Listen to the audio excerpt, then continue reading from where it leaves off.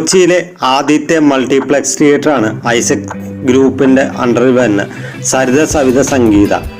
ഇതിനകത്ത് സരിത തിയേറ്ററിന്റെ കുറവുണ്ട്. നിലവില് സരിത റിനോവേറ്റ് ചെയ്യാനായിട്ട് ക്ലോസ് ചെയ്തിരിക്കുകയാണ്. അതിന്റെ കൂടുതൽ വിവരങ്ങളൊന്നും നമുക്ക് അറിയാൻ സാധിച്ചിട്ടില്ല.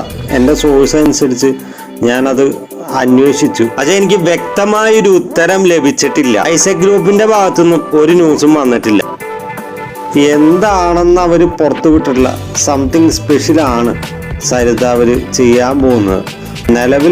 നിലവിലിപ്പോ സവിതയും സംഗീതയും മാത്രമാണ് പ്രവർത്തിക്കുന്നത്. ഇത് രണ്ടിലും ഞാൻ കയറിയിട്ടുള്ളതാണ്. എനിക്ക് സംഗീതയിൽ സിനിമ കാണാൻ ഒട്ടും താല്പര്യമില്ല. ലാസ്റ്റ് കണ്ട വിക്രം സിനിമയാണ്. സ്ഥിരമായിട്ട് സംഗീതയെ പോയി സിനിമ കാണുന്ന ഒരാളെ സംബന്ധിച്ചിടത്തോളം അയാൾക്ക് ഓക്കെ ആയിരിക്കും. മറ്റെവിടെയെങ്കിലും സിനിമ കണ്ടു കഴിഞ്ഞാൽ ഇത്രയും മോശം പ്രൊജക്ഷൻ വരുന്നിടത്താണല്ലോ ഞാൻ സിനിമ കണ്ടതെന്ന് ചിന്തിക്കും. ഇനി സൗണ്ട് ആണെങ്കിൽ ആവറേജ് ഫീലേ നൽകും. നമ്മൾ ഈ ഡോൾബി അറ്റ്മോസിലൊക്കെ കണ്ടിട്ട് ഇവിടെ വന്ന് കാണുമ്പോൾ ഒട്ടും നമുക്ക് തൃപ്തി തോന്നില്ല. ഇനിയിപ്പോ സവിതയിലോട്ട് വരികയാണെങ്കിൽ സവിതയുടെ ഓഡിറ്റോറിയം വലുതാണ്. പഴയ പ്രതാപം മാത്രമുള്ള ഒരു നായർ തറവാടില്ലേ, അതേ അവസ്ഥയിലാണ് തിയേറ്റർ പോയിക്കൊണ്ടിരിക്കുന്നത്. ആ പ്രൊജക്ഷനും ആ സൗണ്ടും അപ്ഗ്രേഡ് ചെയ്യേണ്ട സമയം കഴിഞ്ഞിരിക്കുന്നു. 800 പേരെയൊക്കെ കൊള്ളിക്കാവുന്ന ഒരു ഓഡിറ്റോറിയമാണത്. ഈ കാണുന്ന സംഗീത ഓഡിറ്റോറിയം എന്തെങ്കിലും ഇവന്റ് നടത്തുന്ന ഒരു ഹാളാക്കി മാറ്റി 800 സീറ്റുള്ള സവിത സ്പ്ലിറ്റ് ചെയ്ത് ഈ കാണുന്ന സംഗീത അതിന്റെ കൂടെ ഉൾക്കൊള്ളിച്ചാൽ മതി. ഒരു തീപ്പെട്ടി കൂടുകൂട്ടുള്ള auditorium. If anyone from the Isaac group is watching this video, please play attention to what I said. ഇനി നമുക്ക് സരിതയിലോട്ട് തന്നെ തിരിച്ചു വരാം. 2 വർഷമായി